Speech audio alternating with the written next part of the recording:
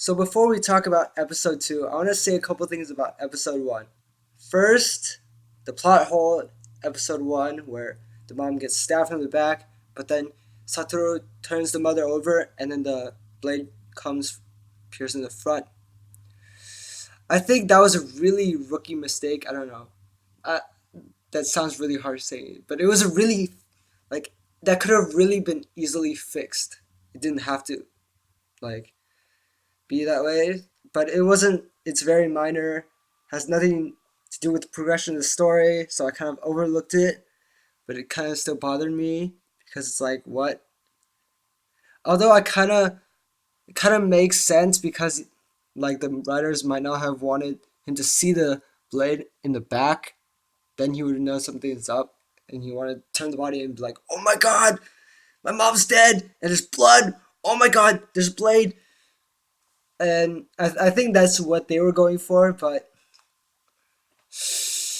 at least try to, if you're gonna do that, try to like at least get the killer in front, because she already knows, the mom already knows who it is, and uh so there was really no point of like trying to like sp- spoil, I mean not spoil, but trying not to like let the mom see the face, because well you could have like still put on like a hat or like kind of like made it dark so that we can see who it was, but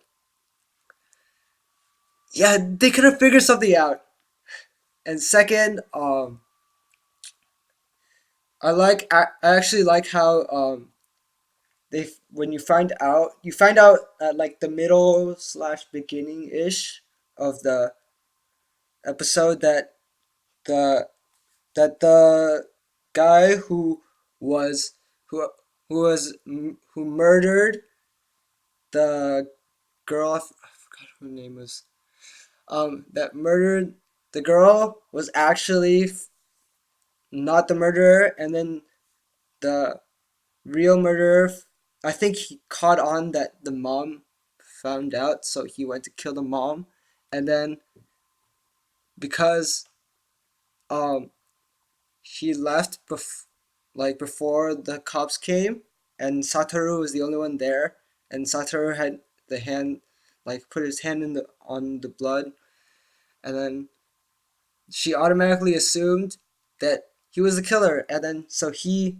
got, I guess, framed, I guess, for the murder. But that's, I really don't understand why. Oh my god. Some of the ways that they, yeah, like I liked the first episode overall, but there were some things that I feel like they could have done better. But yeah, now on to episode 2.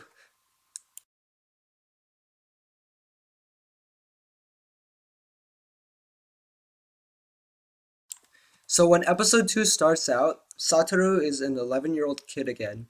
And first I had this like inkling that it might have been a flashback, but then we find out that it's not a flashback. It's actually a revival taking him 18 years back so that he could stop the murder of the girl and also potentially stop the murder of his mom.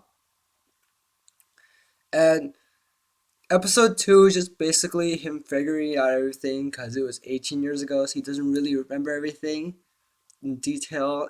And I guess um, Kenya catches wind of it and is like, thinks that he's acting weird and whatever, and notice like that he's like acting really suspicious. I don't, not suspicious, but he's different from all the, he acts differently from all his other friends, because kind of when he comes back he shows an interest into the girl, and everyone's like, "Oh my god, do you like her? Oh my god, talk to her, and you should ask her out and walk home with her." And then that and Kenya is like, hmm.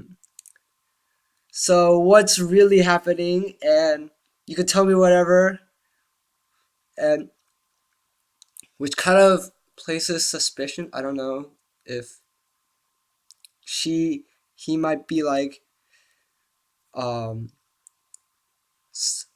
what's that word? He might be affiliated with her in some way, and it might like if he tells Kenya everything, if Satoru tells Kenya everything, it might like stab him in the back or something. It might just get him somehow. So he's kind of suspicious, but he's also smart. Like they talk, like he mentions that he's like really smart. So I don't know if that like I can totally say that he's like suspicious because since he's smart, he might have just caught wind of it anyways.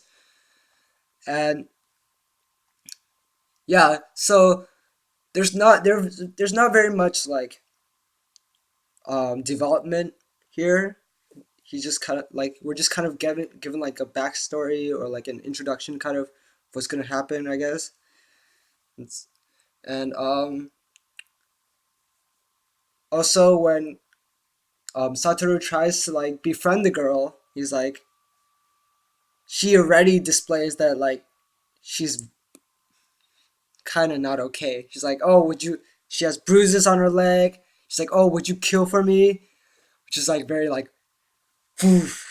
what? And from what I from what I see in the episode, I guess since she doesn't like her mom and like all like the cutscenes of like the mom, like I'm not. I guess he's imagining that like his mom is also trying to beat her, which I guess might also be true. Like she might be abused by her mom or anything or something.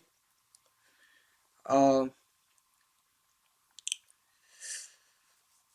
and you see like um, after he she leaves up the stairs, there's some guy on a motorcycle, which I'm guessing is the killer, probably the killer, and just trying to stalk her to see when she's alone so you can like kill her. And I feel like it's re- it's really getting interesting, I guess. Since but like it's just like a build up. There's not that much they could put there, especially like since it's probably going to go the season's probably going to go for a while, for like 16 episodes or something. So they kind of have I think they kind of have to drag it out like this way. So I don't know.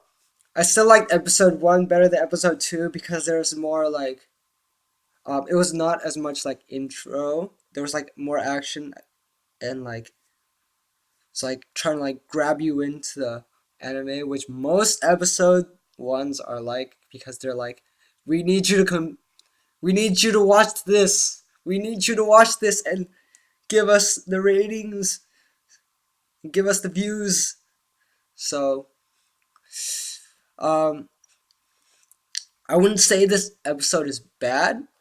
I just say it wasn't as good as the first episode.